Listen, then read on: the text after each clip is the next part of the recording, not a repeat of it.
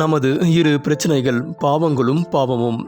இயற்கையான கிறிஸ்துவ வாழ்க்கை என்பது என்ன என்கிற ஆராய்ச்சிக்கு அப்போஸ்தலனாகிய பவுல் ரோமருக்கு எழுதின நிருபத்தின் முதல் 8 அதிகாரங்கள் ஏற்ற ஆரம்பமாய் இருக்கின்றன.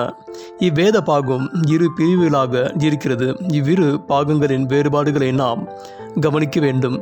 இவ்வேத பாகம் இந்நிருபத்தின் மற்ற அதிகாரங்களிலிருந்து வேறுபட்டு ஒரு பிரத்யேக பாகமாயிருப்பது கவனிக்கத்தக்கது.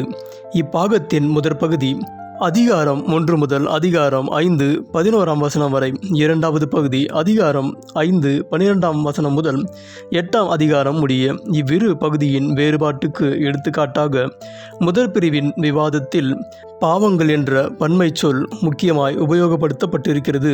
இரண்டாம் பகுதியில் பாவம் என்கிற ஒருமை சொல் உபயோகப்படுத்தப்பட்டிருக்கிறது. ஏன் அவ்விதம் பன்மையிலும் ஒருமையிலும் இதை கூற வேண்டும்?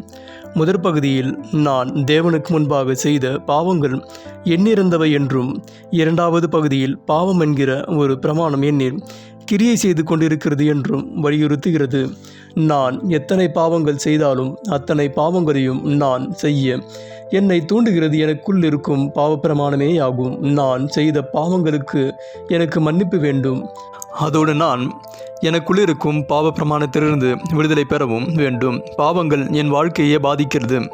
என் பாவங்களுக்கெல்லாம் மன்னிப்பை நான் பெற்றாலும் என்னில் இருக்கும் பாவத்தின் நிமித்தம் எனக்கு நிலையான மனசாந்தி இல்லை. தேவ ஒளி என் உள்ளத்தில் வீசும்போது நான் செய்த ஏராளமான பாவங்களை உணர்ந்து அவைகளுக்கு மன்னிப்பை பெற நான் கதறுகிறேன். மன்னிப்பை பெற்றவுடன் அப்பாவங்களை நான் செய்ய காரணமாயிருந்த பாவத்தன்மையை என்னில் இருக்க காண்கிறேன். பாவம் செய்ய தூண்டும் ஆசையும் சக்தியும் என்னில் இருப்பதை காண்கிறேன். அந்த சக்தி என்னை மேற்கொள்வதினால் நான் பாவம் செய்து விடுகிறேன்.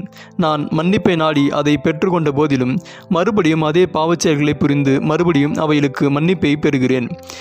இவ்விதம் என் வாழ்க்கை திரும்ப திரும்ப பாவத்தை செய்வதும் அவைகளுக்கு மன்னிப்பை பெறுவதுமான ஒருவித சுழல் போலிருக்கிறது.